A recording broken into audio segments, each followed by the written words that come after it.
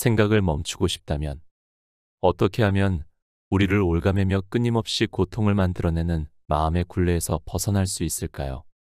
어떻게 매일매일의 삶에서 선명한 깨달음의 상태를 유지할 수 있을까요? 이 질문에 대한 답은 바로 지금 이 순간에 있습니다. 이 책은 지금 이 순간에 온전히 집중함으로써 깨달음을 경험할 수 있는 방법을 제시하고 있습니다. 그것은 내면의 변화를 바라며 그것을 받아들일 준비가 된 이들에게 이정표이자 지침이 될 수 있을 것입니다. 책 에크하르트 톨레의 이 순간의 나.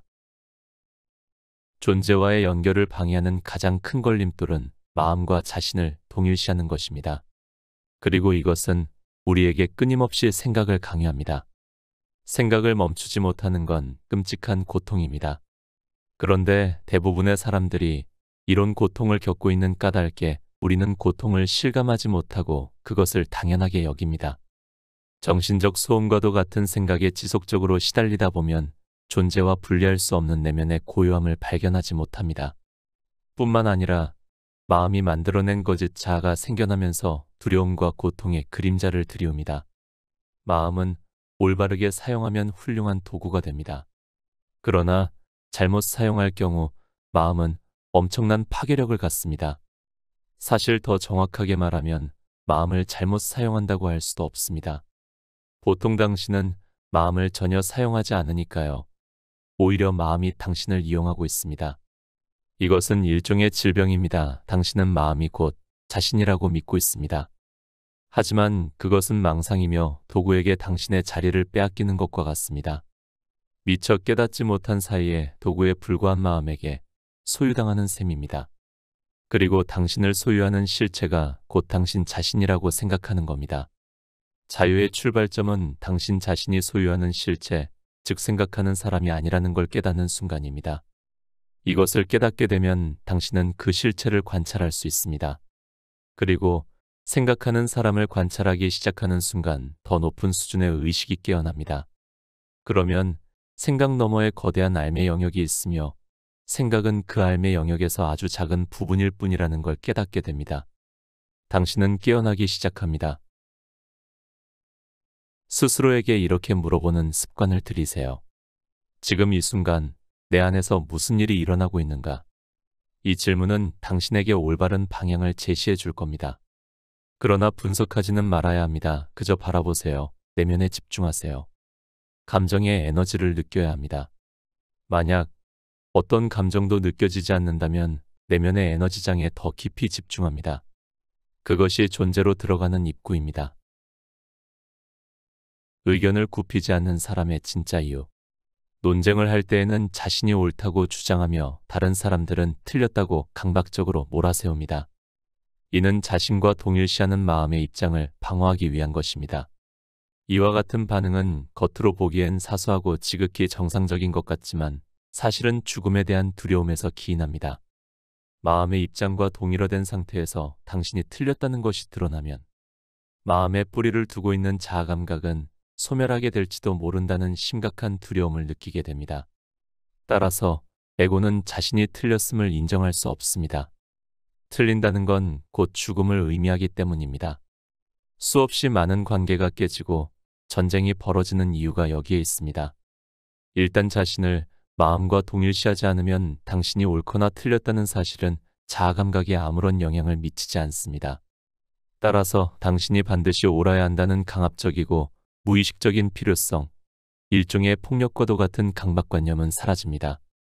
자신의 느낌이나 생각을 명확하고 분명하게 표현하지만 그것 때문에 공격적이거나 방어적인 태도를 취하지는 않습니다.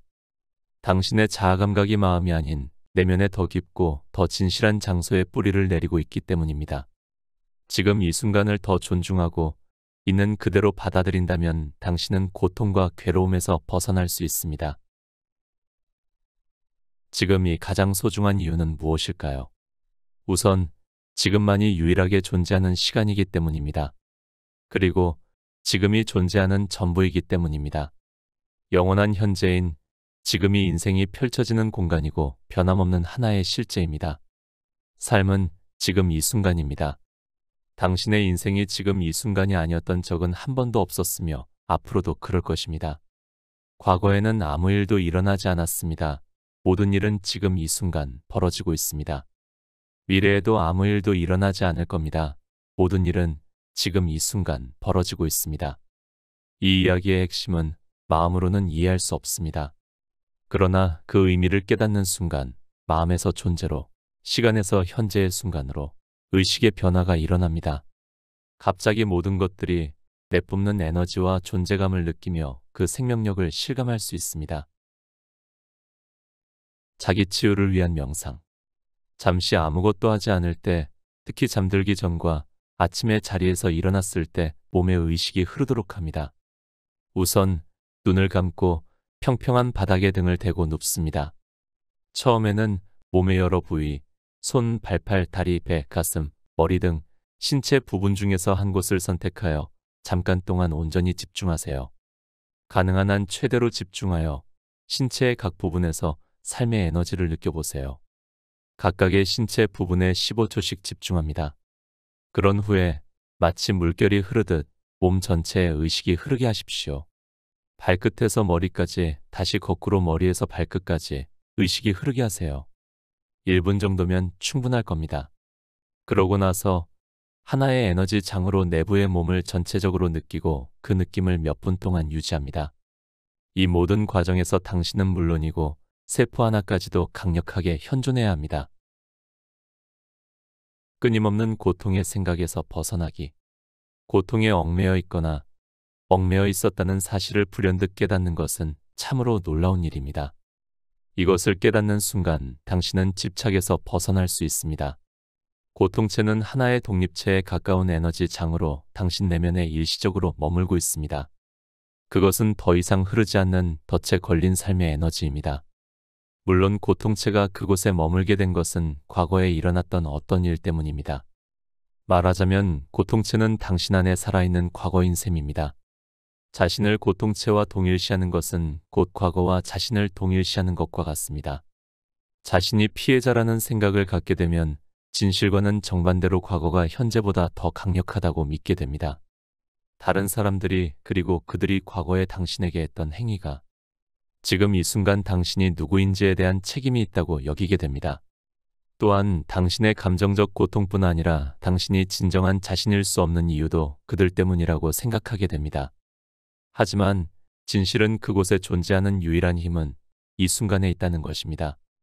이것이 바로 현존의 힘입니다. 일단 그 힘을 깨닫게 되면 지금 이 순간 자신의 내면에 대한 모든 책임은 다른 누구도 아닌 당신에게 있다는 것을, 그리고 과거는 지금 이 순간의 힘과 싸워 이길 수 없다는 걸 알게 됩니다. 무의식은 고통체를 만들고 깨달음은 그것을 다시 본래의 상태로 변화시킵니다. 사도 바울은 이 우주의 법칙을 아름답게 표현했습니다. 모든 것은 빛을 받아 드러나고 빛 그 자체를 받으면 무엇이든 빛이 된다. 어둠과 싸울 수 없는 것처럼 고통체와도 싸울 수 없습니다. 싸우려고 했으면 내면의 갈등과 고통만 심해질 뿐입니다. 고통체를 지켜보는 것만으로도 충분합니다. 고통체를 지켜본다는 건 그것을 이 순간의 일부로 받아들인다는 의미입니다. 성숙한 사랑의 의미. 혼자 살든 누군가와 함께 살든 중요한 것은 현재에 머물며 지금 이 순간에 좀 더 깊이 관심을 가짐으로써 더 강렬하게 현존하는 것입니다. 성숙한 사랑을 하기 위해서는 당신의 현존이 강해져야 합니다. 그래야 당신이 생각하는 자나 고통체에 더 이상 지배당하지 않고 그것들은 자신으로 착각하지 않을 수 있습니다. 생각하는 자의 근원이 되는 존재로서 마음의 목소리 저변에 흐르고 있는 고요함으로써 고통의 밑바닥에 있는 사랑과 기쁨으로써 당신 자신을 인식하는 건 자유이며 구원이고 깨달음입니다. 곁에 두고의 짧은 생각. 요즘은 마음을 가만히 두기가 어렵습니다. 아무 일도 하지 않을 때도 우리 곁엔 스마트폰이 있습니다. 아무 생각 없이 하는 듯 하지만 뉴스 제목만 잠깐 훑더라도 머릿속에는 걱정이 쌓입니다. 나에게 이런 일이 벌어지면 어떡하지? 우리 가족에게 이런 일이 닥치면 어떡하지? 하물며 남의 일도 이렇게 걱정인데 우리 주변에서 일어나는 일은 머릿속에서 쉽게 떠나지 않습니다. 특히 생각이 저 밑으로 가라앉는 잠들기 직전에 더욱 그렇죠. 과거에 있었던 아픈 기억들, 미래에 아직 일어나지 않은 불안한 일들, 당장 내일 인간관계에 대한 걱정들. 생각하고 싶지 않아도 생각은 꼬리에 꼬리를 물고 나타납니다. 이런 생각을 단번에 끊기는 어렵습니다. 사람의 마음은 공식이 항상 적용되진 않기 때문이죠. 그래서 에크하르트 톨레가 말한 나의 존재를 생각하는 게 중요합니다. 그리고 그 생각을 습관화하는 게 핵심이라고 생각합니다. 하루에도 수십 번 변하는 마음에 따라 나의 존재를 증명하지 않고 어떤 마음이 오건 내 존재의 가치는 변하지 않음을 긍정합니다. 나에 대한 확신이 생기며 주변 사람에 대한 포용력이 생깁니다. 개인적으로 굉장한 책이라고 생각합니다. 마음의 안식을 원하는 분들에게 추천드립니다. 오늘 곁에 둘 문장은 존재와의 연결을 방해하는 가장 큰 걸림돌은 마음과 자신을 동일시하는 것입니다. 함께 해주셔서 감사합니다. 책 에크하르트 톨레의 이 순간의 나를 읽고